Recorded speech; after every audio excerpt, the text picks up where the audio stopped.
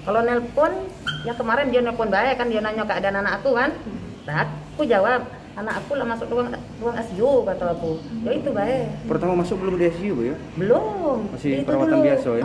Cempaka 1. Di Cempaka ya, 1. waktu jam berapa kan Masuk dia ICU kapan? Kemarin.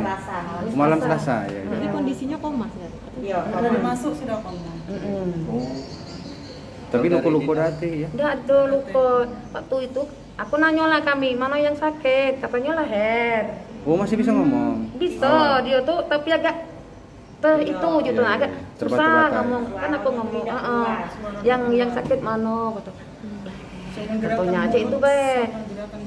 Oh, reaksinya ada, cuma tidak baca ngomong Tidak ya? baca.